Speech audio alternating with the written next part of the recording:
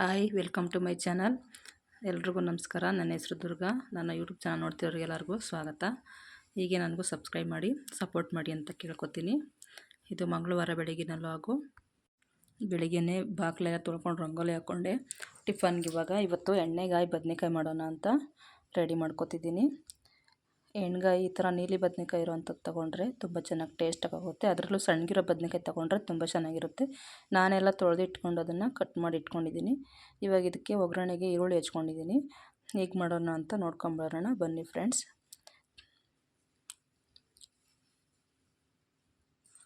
First gas ಹಚ್ಕೊಂಡು ಅದಕ್ಕೊಂದು ಬಾಣಲಿ ಇಟ್ಕೊಂಡು ಸ್ವಲ್ಪ ಎಣ್ಣೆ ಜಾಸ್ತಿನೇ ಹಾಕ್ಕೋಬೇಕು. ಎಣ್ಣೆ ಬದನೆಕಾಯಿ ಅಂದರೆ ಎಣ್ಣೆ ಜಾಸ್ತಿ ಇದ್ರೇ ಅದು ತುಂಬ ಟೇಸ್ಟಾಗಿರೋದು.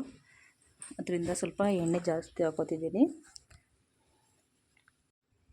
ಈ ಎಣ್ಣೆ ಬದನೆಕಾಯಿನ ಸುಮಾರು ರೀತಿಯಲ್ಲಿ ಮಾಡ್ತಾರೆ. ನಾನು ಈ ರೀತಿ ಮಾಡೋದ್ರಿಂದ ತುಂಬ ಚೆನ್ನಾಗಿ ಬರುತ್ತೆ. ಅದಕ್ಕೆ ಟೇಸ್ಟಾಗಿರುತ್ತೆ ಅಂತ ಈ ರೀತಿ ಮಾಡೋದನ್ನ ತೋರಿಸ್ತಿದ್ದೀನಿ ನಿಮಗೆ.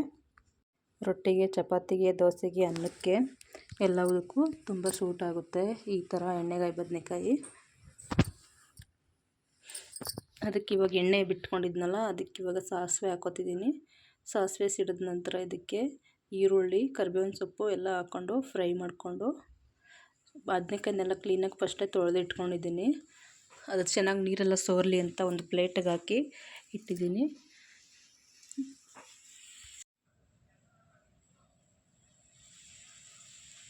ಯಾರೆಲ್ಲ ನಮ್ಮ ಚಾನಲ್ ನೋಡ್ತಿದ್ದೀರಾ ದಯವಿಟ್ಟು ಲೈಕ್ ಮಾಡಿ ಮತ್ತು ಕಮೆಂಟ್ ಮಾಡಿ. ಯಾರೆಲ್ಲ ನೋಡ್ತಿದ್ದೀರಾ ಅಂತ ನನಗೂ ಗೊತ್ತಾಗಬೇಕು. ಅದಕ್ಕೆ ಈಗ ಈರುಳ್ಳಿ ಹಾಕೋತಿದ್ದೀವಿ ನೋಡಿ. ಈರುಳ್ಳಿ ಮತ್ತು ಕರಿಬೇವಿನ ಸೊಪ್ಪು ಹಾಕ್ಕೊಂಡು ಚೆನ್ನಾಗಿ ಫ್ರೈ ಮಾಡ್ಕೋಬೇಕು ಎಣ್ಣೆಯಲ್ಲಿ.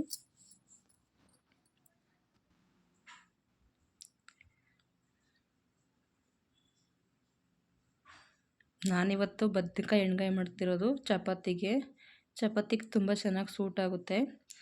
ಅದಕ್ಕೆ ಮಕ್ಕಳಿಗೆ ಲಂಚ್ ಬಾಕ್ಸಿಗೆ ಚಪಾತಿ ಮಾಡ್ತಿದ್ದೀನಿ. ಎಲ್ಲರಿಗೂ ಒಂದು ಸರಿ ನಾಷ್ಟ ಮಾಡಿಬಿಡ್ತೀನಿ. ಇನ್ನು ಸಂಜೆವರೆಗೂ ಮಧ್ಯಾಹ್ನ ಊಟ ಎಲ್ಲ ಏನು ಮಾಡಲ್ಲ.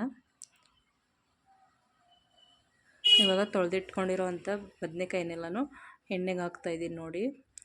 ನಾನು ಸ್ವಲ್ಪ ಬದನೆಕಾಯಿ ಜಾಸ್ತಿ ಕ್ವಾಂಟಿಟಿಲಿ ತೊಗೊಬಿಟ್ಟಿದ್ದೆ. ನೀವು ಸ್ವಲ್ಪ ಕಡಿಮೆ ತೊಗೊಳ್ಳಿ, ಎಲ್ರಿಗೂ ಆಗಲಿ ಅಂತ ಜಾಸ್ತಿ ಹಾಕ್ಕೊಂಬಿಟ್ಟಿದ್ದೆ ನಾನು. ಸೊ ಬೆಂದರೂ ಇದು ಕರಗುತ್ತೆ ಬದನೆಕಾಯಿ, ಅದರಿಂದ ಸ್ವಲ್ಪ ಜಾಸ್ತಿನೇ ಹಾಕ್ಕೊಂಡೆ. ನೀವು ಹಾಕ್ಕೋಬೇಕಾದ್ರೆ ನೋಡಿ ಹಾಕ್ಕೊಳ್ಳಿ. ಈ ಥರ ತಿರ್ಬೋಕ್ಕೆಲ್ಲ ಕಷ್ಟ ಆಗುತ್ತೆ.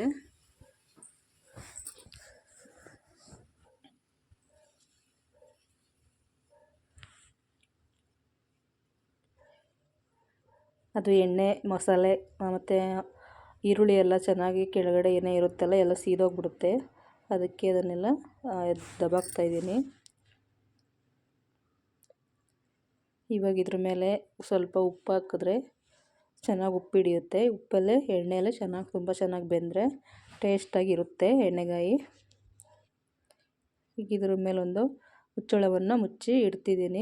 ಇವಾಗ ಮಸಾಲೆಗೆ ಏನೇನು ಹಾಕೋತಿದ್ದೀನಿ ನೋಡ್ಕೊಂಬರೋಣ ಬನ್ನಿ ಫ್ರೆಂಡ್ಸ್. ಒಂದು ಜಾರಿಗೆ ಚಕ್ಕೆ, ಲವಂಗ, ಕಡಲೆ, ಗಸಗಸೆ, ಕೊತ್ತಂಬರಿ ಸೊಪ್ಪು, ಸ್ವಲ್ಪ ಶುಂಠಿ, ಬೆಳ್ಳುಳ್ಳಿ, ಟೊಮೊಟೊ, ಒಂದೆರಡು ಟೊಮೊಟೊ, ಸ್ವಲ್ಪ ಕಾಯಿ, ಇಷ್ಟನ್ನು ಮಿಕ್ಸಿನಲ್ಲಿ ಸ್ವಲ್ಪ ತರ್ತರಿಯಾಗಿ ಮಾಡ್ಕೊಂಡ್ರೇ ಗ್ರೈಂಡು ತುಂಬ ಚೆನ್ನಾಗಿರುತ್ತೆ.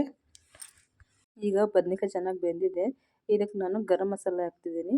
ಚಕ್ಕೆ ಲವಂಗ ಎಲ್ಲ ಕಡಿಮೆ ಹಾಕ್ಕೊಳ್ಳಿ, ಯಾಕಂದರೆ ಗರಂ ಮಸಾಲೆ ಹಾಕೋದ್ರಿಂದ ಮಸಾಲೆ ಜಾಸ್ತಿ ಆಗಿಬಿಡುತ್ತೆ, ತಿನ್ನೋಕ್ಕಾಗಲ್ಲ. ಮನೇಲೇ ಮಾಡಿಸಿಟ್ಟಿರುವಂತಹ ಸಾಂಬಾರಿನ ಪುಡಿ ಇದೆ, ಖಾರದ ಪುಡಿ, ಅದನ್ನು ಒಂದು ಚಮಚ ಹಾಕೋತಿದ್ದೀನಿ. ಇದಕ್ಕಿವಾಗ ರುಬ್ಬಿರುವಂತಹ ಮಸಾಲೆನೆಲ್ಲನೂ ಸೇರಿಸಿ ಅದ್ರ ಜೊತೆಗೆ ನೀರನ್ನೆಲ್ಲ ಸೇರಿಸಿ ಚೆನ್ನಾಗಿ ಮಿಕ್ಸ್ ಮಾಡಬೇಕು. ಉಪ್ಪು ನಾನು ಫಸ್ಟ್ ಹಾಕಿರೋದೇ ಕರೆಕ್ಟಾಗಿದೆ, ಜಾಸ್ತಿ ಹಾಕ್ಕೊಂಡಲ್ಲ. ಉಪ್ಪು ಕರೆಕ್ಟಾಗಿರುತ್ತೆ, ಅದರಿಂದ ಇನ್ನೊಂದು ಸರಿ ಉಪ್ಪು ಹಾಕಲ್ಲ. ಮಸಾಲೆ ಅದು ರುಬ್ಬಿದ್ದು ಜಾರ್ ತೊಳೆದಿದ್ದು ನೀರನ್ನೆಲ್ಲನೂ ಇದಕ್ಕೆ ಬಾಣಲಿಗೆ ಹಾಕ್ಕೊಂಡು ಚೆನ್ನಾಗಿ ಮಿಕ್ಸ್ ಮಾಡ್ಕೊತಿದ್ದೀನಿ. ಬದನೆಕಾಯಿಗೆಲ್ಲ ಇಟ್ಕೊಳ್ಳಿ ಮಸಾಲೆ ಅಂತ.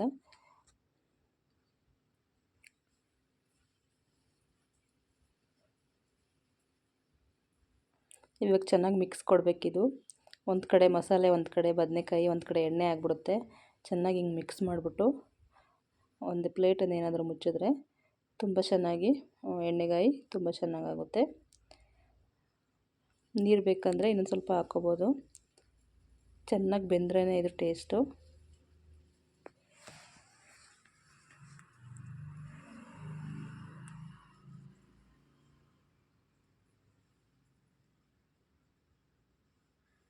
ಈಗ ಇದು ಚೆನ್ನಾಗಿ ಬೇಯಬೇಕು.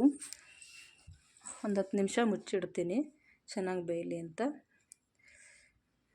ನೋಡಿ ಇವಾಗ ಬೆಂದಿದೆ, ಆಗಿದೆ ಇವಾಗ ಇದು ಎಣ್ಣೆಗಾಯಿ. ಎಷ್ಟು ಚೆನ್ನಾಗಿ ಬಂದಿದೆ ನೋಡಿ. ತುಂಬ ಟೇಸ್ಟಾಗಿತ್ತು, ತುಂಬ ಚೆನ್ನಾಗಿತ್ತು ಚಪಾತಿ ಜೊತೆಲಿ ತಿನ್ನೋದಕ್ಕೆ. ಮಕ್ಕಳು ತುಂಬ ಚೆನ್ನಾಗಿದೆ ಅಂತ ಹೇಳ್ತಿದ್ರು. ಚಪಾತಿ ಮತ್ತು ಎಣ್ಣೆಗಾಯಿ ಸೂಪರ್ ಕಾಂಬಿನೇಷನ್ನು. ಮತ್ತು ಸ್ವಲ್ಪ ರಾಗಿ ಎಲ್ಲ ಗಲೀಜಿತ್ತು ನೋಡಿ. ಇಟ್ಟಮ್ ತಿಂದಮ್ ಬೆಟ್ಟಮ್ ಕಿತ್ತಿಟ್ಟಮ್ ಅಂತ ಗಾದೆ ಹೇಳ್ತಾರೆ. ಈ ಥರ ಗಲೀಜಾಗಿರೋಂಥ ರಾಗಿ ತಿಂದರೆ ಏನೆಲ್ಲ ಕಾಯಿಲೆಗಳು ಬರ್ತವೆ ಫ್ರೆಂಡ್ಸ್. ಮಕ್ಳುಗಳು ತಿಂತಿರ್ತಾರೆ ಮನೆಯಲ್ಲಿ. ಅದಕ್ಕೆ ಸ್ವಲ್ಪ ಚೆನ್ನಾಗಿ ಒಂದು 10 ಸರಿ ಚೆನ್ನಾಗಿ ತೊಳೆದು ರಾಗಿನ ಬಿಸಿಲಲ್ಲಿ ಒಣಗಿಸಿ ಇಟ್ಕೊತಾ ಇದ್ದೀನಿ. ಥ್ಯಾಂಕ್ ಯು ಫ್ರೆಂಡ್ಸ್ ನನ್ನ ವೀಡಿಯೋ ನೋಡಿದ್ದಕ್ಕೆ.